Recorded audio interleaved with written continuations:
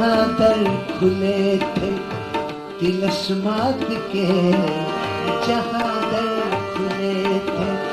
طلسمات کے، چرچے ابھی تک اسی بات کے،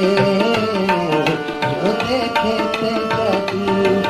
گھٹا دیکھ کر خوش ہوئی لڑکیاں، چھتوں پر کھلے پھول برسات کے، چھتوں پر کھلے پھول برسات کے، چرچے ابھی تک اسی بات کے۔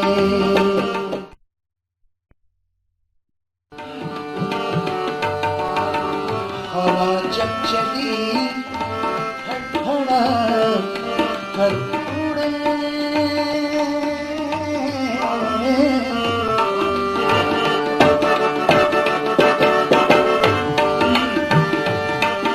ہوا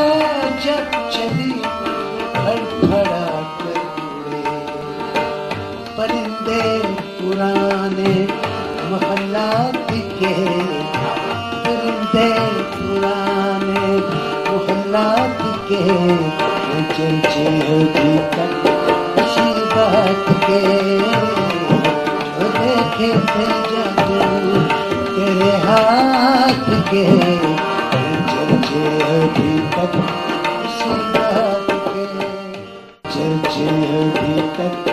اسی بات کے، جو دیکھے تھے جادو گھٹا دیکھ کر خوش ہوئی لڑکیاں،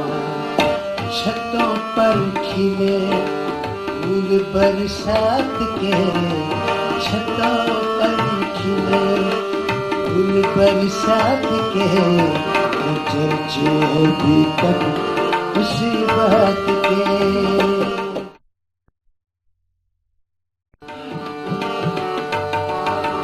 ہوا جب چلی ہڑبڑا کر اڑے،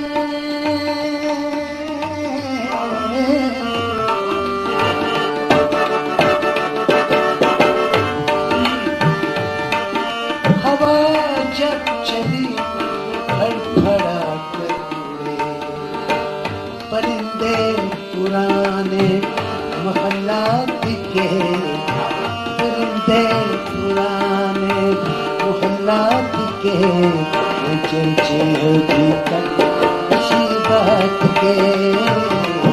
جو دیکھے تھے جادو تیرے ہاتھ کے،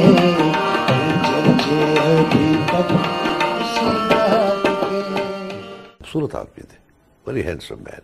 اور پھر شاعر بھی بہت اچھا تھا، تو دونوں چیزیں مل کے تو ایک انانیت تو آ جاتی ہے جو منیر نیازی میں تھی۔ اور منیر خان جب کسی اپنے معاصر شاعر، نقاد یا کسی کے بارے میں اپنی رائے کا اظہار کرتا ہے تو اس کے دل میں میلس نہیں ہوتا، انات نہیں ہوتا، ناپسندیدگی ضرور ہوتی ہے، ناپسندیدگی کا مطلب انات نہیں ہے۔ تو میں تو منیر کو بہت دلچسپ آدمی سمجھتا ہوں، لیکن وہ ستم زدہ آدمی ہے۔ میرے نزدیک اس وقت پاکستان کا سب سے اچھا اور رسیلہ شاعر منیر نیازی ہے،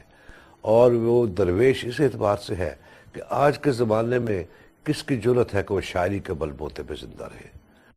میں ایک نقاد کے طور پہ کہہ رہا ہوں، جہاں تک اس کی غزل کا تعلق ہے، اس کی ابتدائی چند غزلیں چھوڑ کے جو کہ رومانوی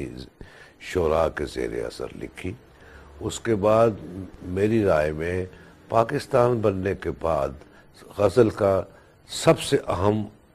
اور سب سے نیا شاعر منیر نیازی ہے۔ اور اسی طرح نظم میں بھی اس نے بہت سی جدتیں، نئے احساسات اور عجیب و غریب قسم کی دنیا دریافت کی جو عام طور پہ ہمیں کلاسیکل یا معاصر شاعری میں نہیں ملتی، کہ یہ تصویروں میں بات کرتا ہے۔